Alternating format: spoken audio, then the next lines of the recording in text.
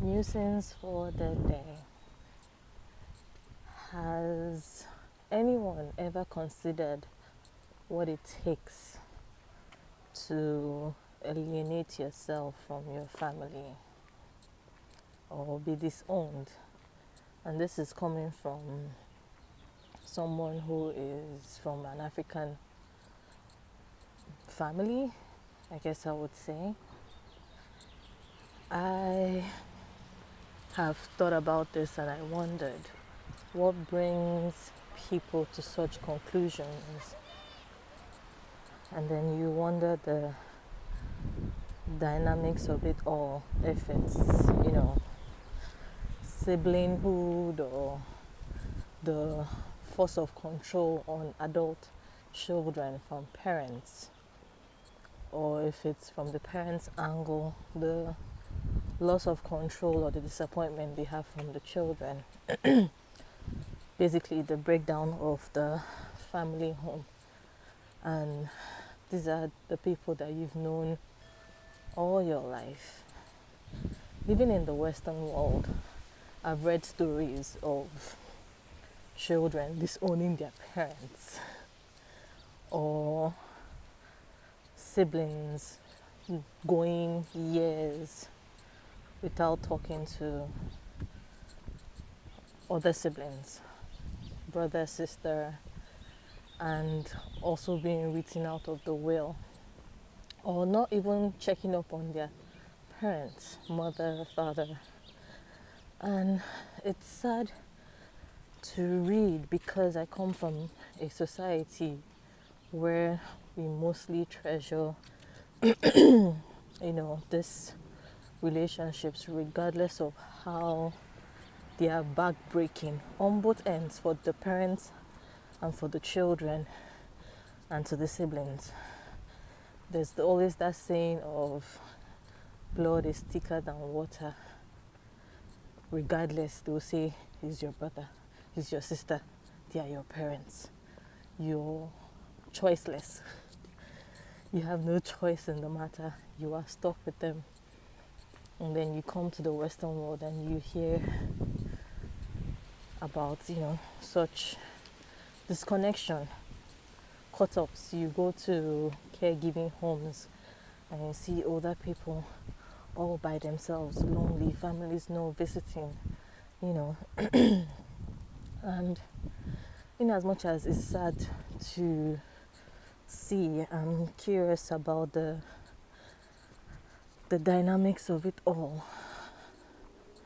And I'm here wondering what could have been the push, and if it's not one push, what was the thing that broke the camel's back, as the saying goes.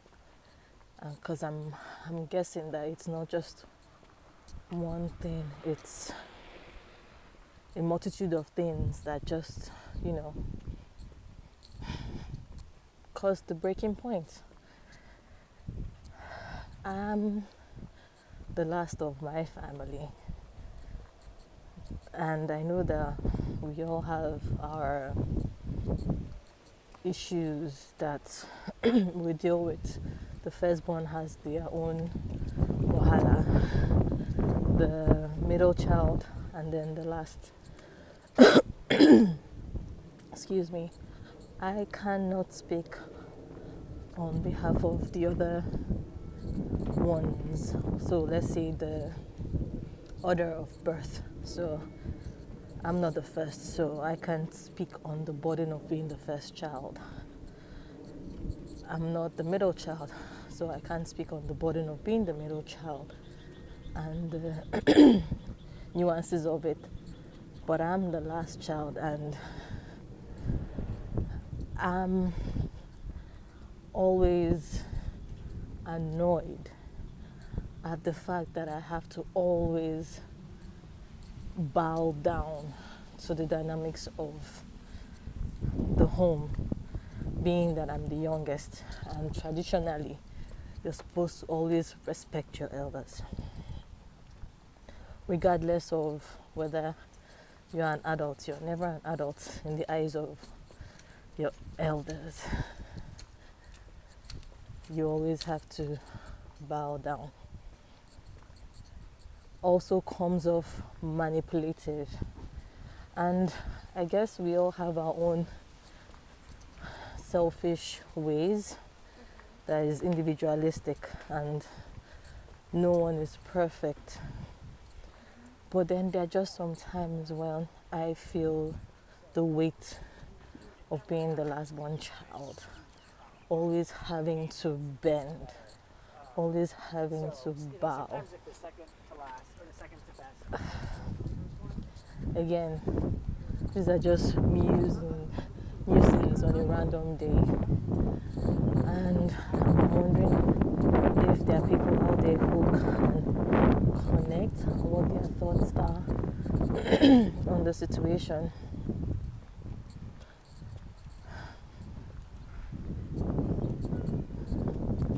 Yeah. Okay. I just wanted to get that out there.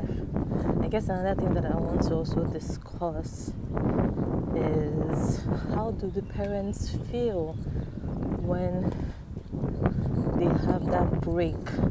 Not necessarily from their children, but like when there's a rift between the children, and then the parents having to be judge and jury, or being observers, not having much muscle in the matter, or being forced to take sides, or not take sides, but then there's always someone who feels like their voice was not heard. There's always a dissatisfied party. Then there's also the part of, just having your family not get it. But then for the parents who lose their children, and not because their children are dead, but because they've lost the child to vice. So maybe I shouldn't say the word vice, but maybe they've lost the child to an addiction or mental health.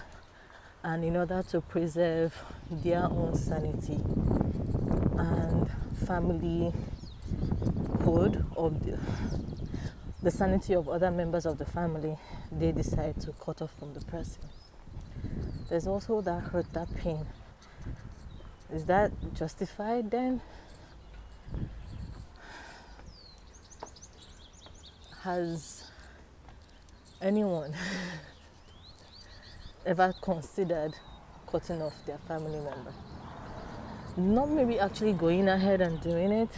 And this is like, if you're Nigerian, you're Ghanaian, you're Ethiopian, you're,